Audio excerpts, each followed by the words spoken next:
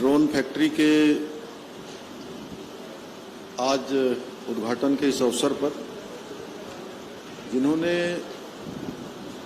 बरसों से लगातार इस क्षेत्र में काम किया है और आज बड़ा हम सब लोगों के लिए बड़ा शुभ दिन है कि उत्तराखंड के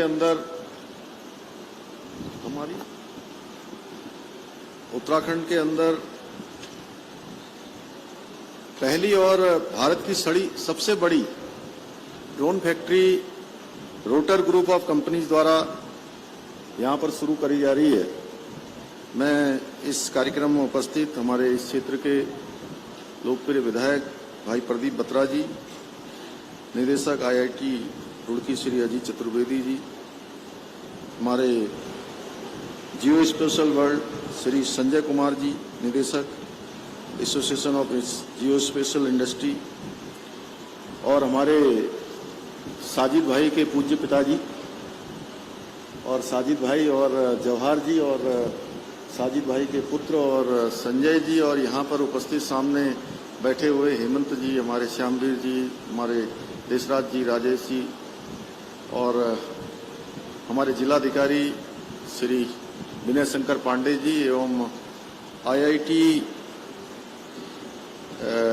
रुड़की के सभी वैज्ञानिकगण, भारतीय वन्य जीव संस्थान, भारतीय सर्वेक्षण विभाग के अधिकारीगण, रोटर ग्रुप ऑफ कंपनीज के अधिकारी कर्मचारी बंधु एवं पत्रकार मित्रों एवं छायाकार बंधुओं, मैं सबसे पहले तो आज साजिद भाई को और उनके पूज्य पिताजी को और उनकी पूरी टीम को उनको बहुत मैं शुभकामनाएं देता हूं, बहुत बधाई देता हूं कि उन्होंने एक शानदार काम यहां पर किया है। अंसारी जी का परिवार आजादी के पहले से ही गुणवत्ता के साथ सर्वे मैपिंग इंस्ट्रूमेंट्स का निर्माण कर रहा है और इसके लिए समय समय पर उन्होंने हमारे देश के राष्ट्रपति और माननीय प्रधानमंत्री मोदी जी द्वारा भी प्रोत्साहित किया गया है।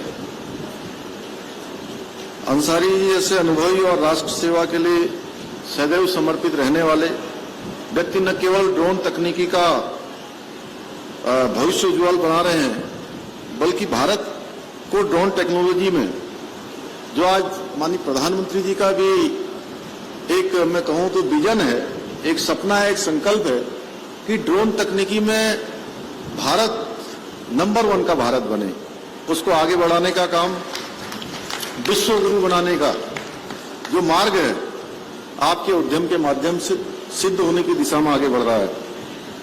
भारतीय संस्कृति पूर्ण रूप से वैज्ञानिक आधार लिए हुए और तकनीकी से हमारा बहुत पुराना संबंध रहा है।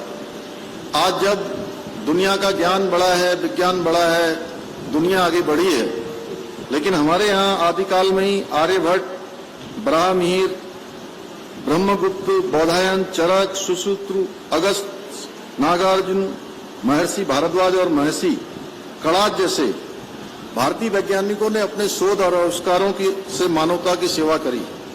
विज्ञान के जटिल रहस्यों को भी हमारे ऋषि मुनियों ने आदिकाल से ही उनको सुलझाने का काम भारतवर्ष में किया है। आज निश्चित रूप से जहां मोहनजोदड़ो, हड़प्पा, कालीबंगा, लोथल आदि स्थानों के पुरातात्विक उत्खनन ये प्रमाणित करते हैं कि ज्ञान विज्ञान की दृष्टि से हमारे पूर्वज अत्यंत ही विकसित सोच के रहे हैं। जो आज ज्ञान विज्ञान आज जिन चीजों पर शोध कर रहा है, जिन पर अनुसंधान कर रहा है, हमारे पूर्वजों ने उनको सदियों पूर्व उन पर पहले से ही उन पर सोच रही है, पहले से ही उनका मैं कहूं कि एक तरह से मनन रहा है, चिंतन रहा है, उनकी उसी समय उस सब पर खोज रही है। पुष्पक विमान के बारे में हम सभी जानते हैं। इसके अतिरिक्त भी हमारे वेदों में कई जगह पर विमान और उसकी तकनीकी का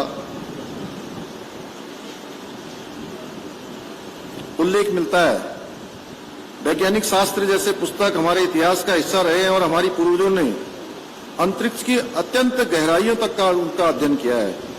आज मोदी जी के नेतृत्व में जहां मेक इन इंडिया बहुत तेजी से आगे बढ़ रहा है, हर क्षेत्र में आज हम आगे बढ़ रहे हैं मेक इन इंडिया के आधार पर।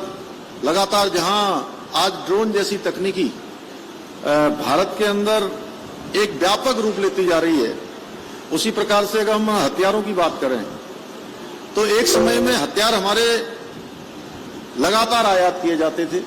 भारत का बहुत बड़ा जो हमारा बजट है वो इस काम में लगता था। धीरे धीरे भारत इस क्षेत्र में आत्मनिर्भरता की ओर बढ़ रहा है और आत्मनिर्भर ही नहीं हो रहा है। जो पहले हम आयात करते थे, अब हम निर्यातक देशों की श्रेणी में लगातार आगे बढ़ते जा रहे हैं।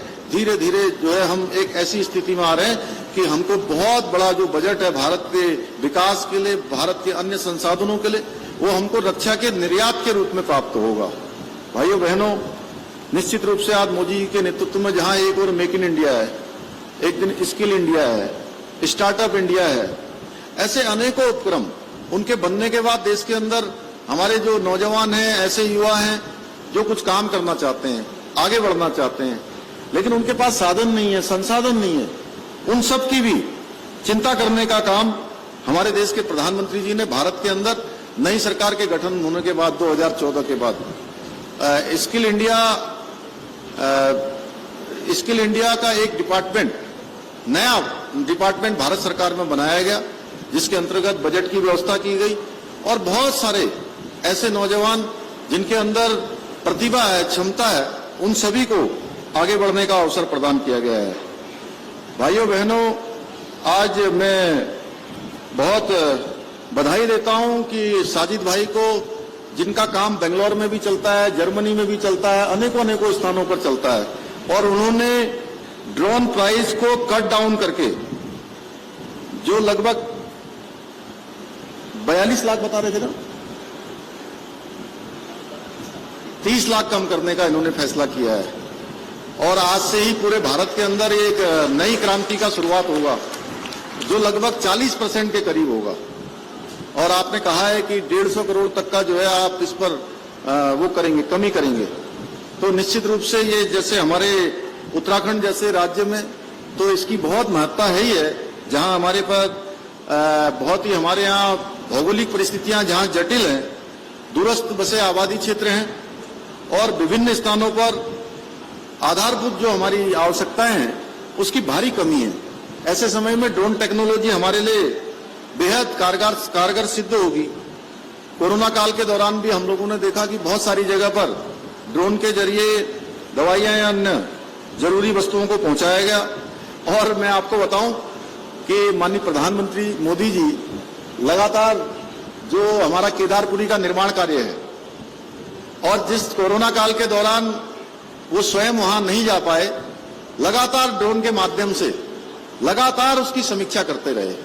और आज भी हर महीने में एक बार ड्रोन के माध्यम से केदारपुरी के पुनर्निर्माण कार्यों की समीक्षा उनके द्वारा की जाती है। भाइयों बहनों, हम इससे समझ सकते हैं कि ड्रोन हमारे लिए कितना उपयोगी है। सरकार अपने स्तर पर कई योजनाओं को मूर्त रूप देने का कार्य कर रही है।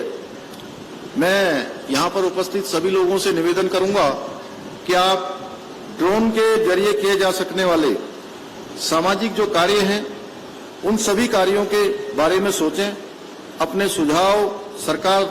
सुझाव दें। सरकार निश्चित रूप से उन पर विचार करेगी और जो भी व्यवहारिक होगा उन सभी को हम अमल में लाने का भी प्रयास करेंगे।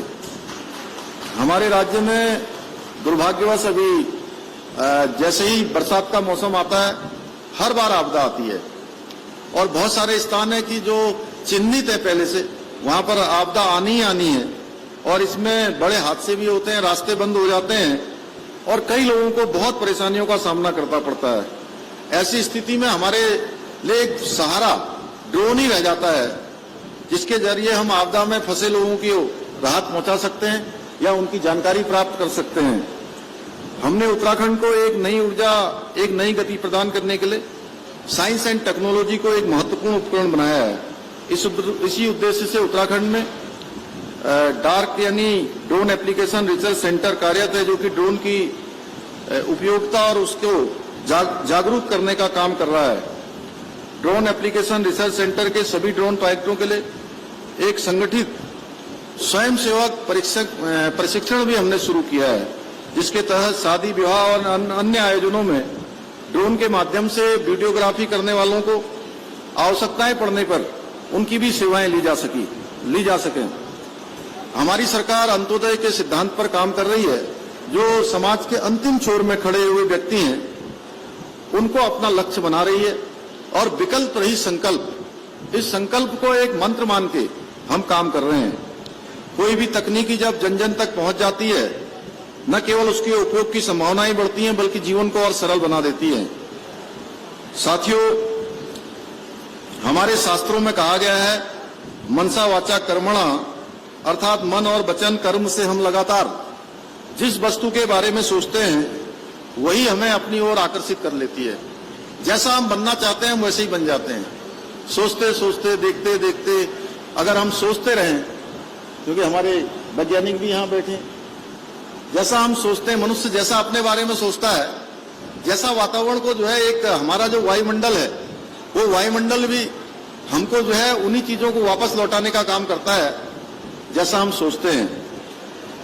और आदरणीय प्रधानमंत्री जी ने हमेशा दो बिंदुओं पर फोकस किया है, एक मेक इन इंडिया, एक ईज ऑफ डूइंग बिजनेस। मुझे गर्व है कि उत्तराखंड की ये फैक्ट्री इन दोनों ही विषयों पर मेरे ख्याल से कितने लोगों को रोजगार देने वाले हैं साजिद भाई? कितने लोगों को नौकरी पर रखने वाले हैं? 100 लोगों को जो है आप रोजगार देने का भी काम आपके माध्यम से होगा। मैं आपको धन्यवाद देता हूं। मनसा वाचा कर्मणा, यानी हमेशा मन से, वचन से, कर्म से राष्ट्र हित को सर्वोपरि रखा है, और इसी का परिणाम है कि आज मेक इन इंडिया भी फल फूल रहा है और ईज ऑफ डूइंग बिजनेस भी लगातार फलीभूत हो रहा है। ये फैक्ट्री रोजगार के अवसरों को बढ़ाएगी, बल्कि राज्य की अर्थव्यवस्था को भी सहारा देगी। मैं एक बार पुनः विकासवादी प्रयास के लिए अंसारी परिवार, रोटर ग्रुप ऑफ इंडस्ट्री को अपनी शुभकामनाएं देता हूं और आशा करता हूं कि भविष्य में ऐसे प्रतिष्ठानों के माध्यम से राज्य और राष्ट्र की प्रगति में लगातार आपका योगदान आप देते रहेंगे। अंत में यही कहते हुए अपनी वाणी को विराम देता हूं कि सत्यता पर अडिग होकर कर्म पथ पर जो चले हैं, मार्ग की कठिनाइयों को तोड़ वे सदैव आगे बढ़े हैं। मेरी आप सबको बहुत बहुत शुभकामनाएं, विशेष रूप से अंसारी जी को, उनके पूज्य पिताजी को, जिन्होंने लगातार पिछले वर्षों से, मैं कहूं कि एक आधी शताब्दी से भी पहले से जो लगातार काम करते रहे हैं, और उनका जो आशीर्वाद है। साजिद भाई को मैं देख रहा था जब वो अभी भाषण दे रहे थे, तो अपना जब यहाँ से एक्सप्लेन कर रहे थे, तो उस समय वो कह रहे थे कि मेरे पिताजी मेरे आइडियल हैं। तो निश्चित रूप से उनके ऊपर उनके पिताजी की कृपा और आशीर्वाद ऐसे ही बना रहे। मेरी बहुत शुभकामनाएं। आप सबको बहुत बहुत धन्यवाद।